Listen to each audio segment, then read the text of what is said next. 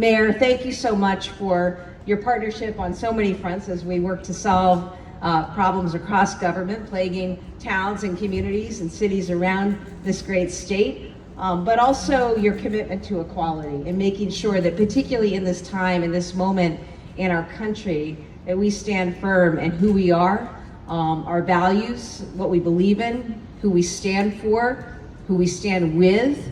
And it's just an honor to be here with all of you outside of this historic City Hall.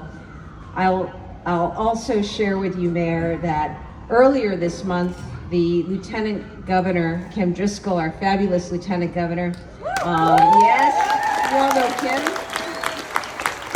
Well, she brings her greetings. We had an opportunity to issue a proclamation declaring June Pride Month, and I want to share this with you. Feel free to share it here at City Hall, but it is an official proclamation from us in our capacity as Governor and Lieutenant Governor, signed and presented today to Mayor Reardon and the City of Newburyport on this special celebration of Pride.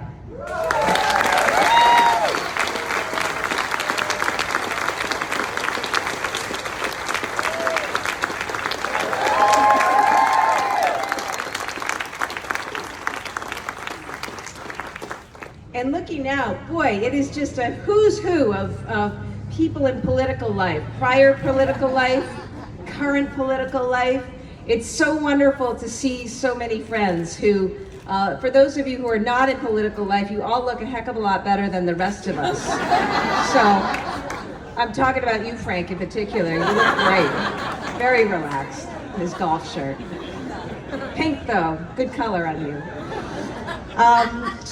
To all of the folks with whom Kim and I have the pleasure of serving and working, you know, it's not easy, and I am grateful for our partnership, to Senator Tarr, to Representative Shan, to Councilor Duff, to all the members of the City Council and School Committee and others here. Thank you so much for what you do.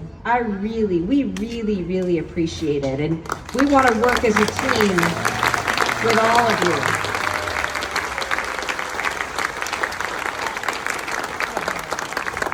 I have to say, it's important that we come together today, not only to show our pride, our unity, our strength, and our solidarity. It's also really important to feel connected, especially after the last few years where we weren't as able to be connected in the ways that are really good for us and good for communities. So we're lucky the sun is shining today. It's not too hot, and it affords us this opportunity to gather in person, which is fantastic.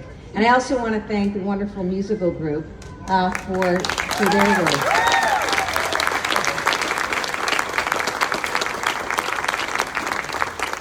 Very special for me to be here today as the first openly gay governor elected in our state's history.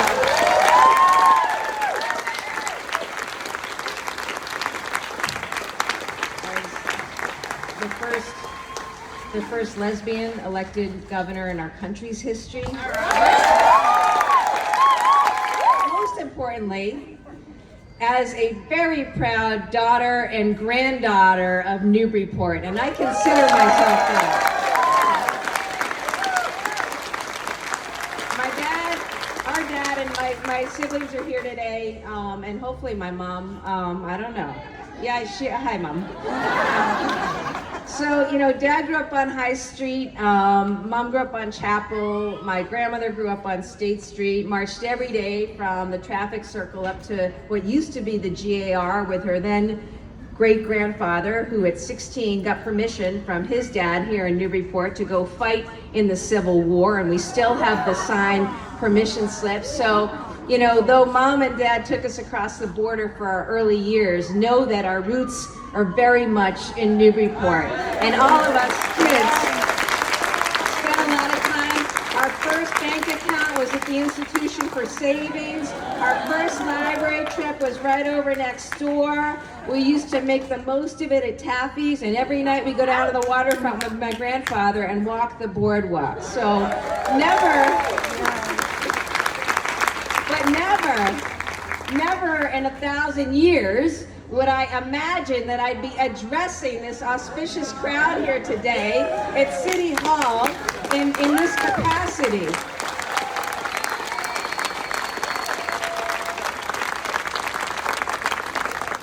You know, I want to begin by thanking the trailblazers, people who have gone before me. You see, I wouldn't be here today as a gay person in this role.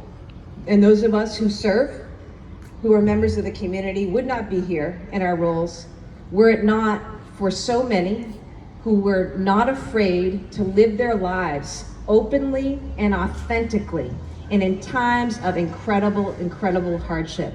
And so I just want to take a moment to give it up to those whose names we'll never know, whose stories we'll never know, who won't see their pictures and portraits of pride or featured in news stories or on TV. But those people, I am really grateful to, because they are the ones who made it possible for people like me to do what I'm doing today.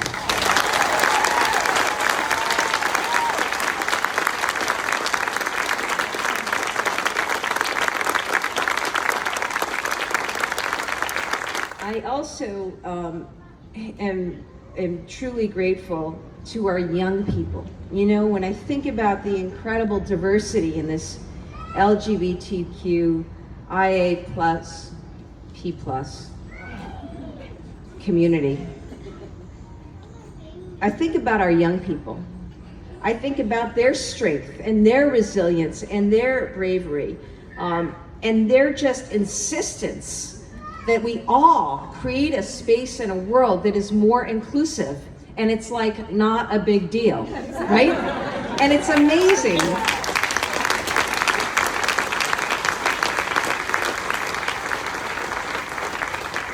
You know, some of you, and there are some young, and there are many not so young of us out here as I look about. I just want to tell you something. It's field trip season at the state capitol, is it not? Bruce and I were together just the other day, and so we have these teams of kids coming in of all ages. And one of the things I've observed this year is that so many of these young people are identifying as belonging to the LGBTQ+ community. And they're doing so in a way that not only is showing themselves to express themselves and who they are, but also with allies and support from their classmates. And I have to tell you, it wasn't that way when I was growing up. And it's just a sign of the progress that has been made. And so I just want to note that very positive thing as we mark today. I feel really grateful to be part of a team leading a state that has such a proud history when it comes to equality. You know, we were the first, of course, to pioneer a public education, to have a library, to have a park system. There's some certain things that we understood. We also understood something about equality. And I'm really proud that we're the state to recognize that love is love and that the right to marry should extend to everybody.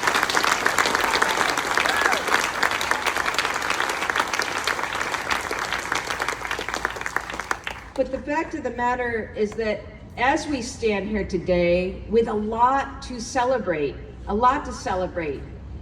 it's also a time where I think we need to recommit to the work.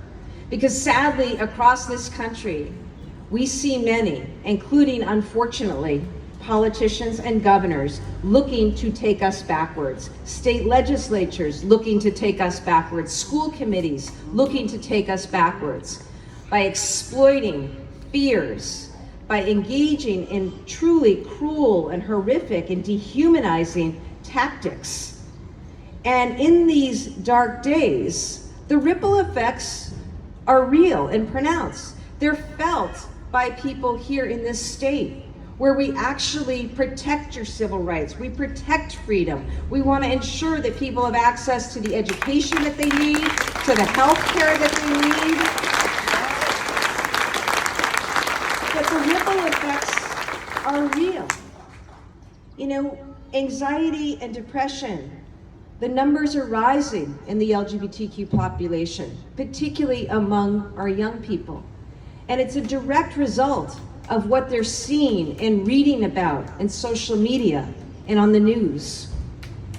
When you see the banning of books, the banning of libraries, of drag queens, which is entertainment, which is uplifting, you see these tactics, the efforts to just cut off access to gender-affirming care and needed services.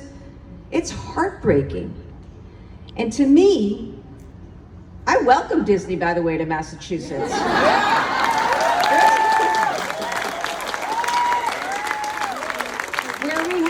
where we have real snow, too. That fake stuff. So I say every time we see someone looking to take us backwards, right? We just lean in that much harder. Because it turns out that it's a good thing. And so that's what I'm committed to doing right now. So to all those who feel vulnerable, especially our young people, especially our trans community, I want you to know that I will do everything I can, and our team will do everything we can to support you. Because here in Massachusetts, you are seen, you are heard, you are loved, your rights will be protected, you will be respected. We will stand with you, we will fight for you. You have the right to live authentic lives. We will all be better for it. And so,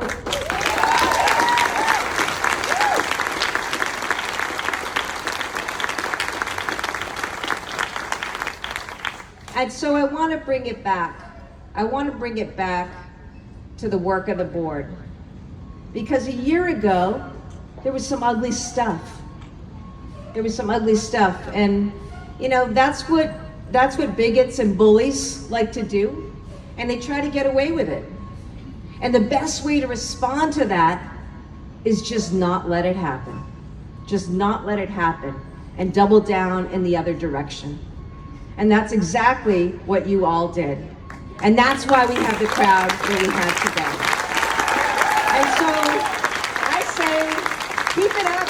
Great work, Newburyport. I'm so proud to be with all of you. I'm grateful for the opportunity to serve you. Let's together commit to continuing the fight for equality, for justice, for fairness. Happy Pride, Newburyport.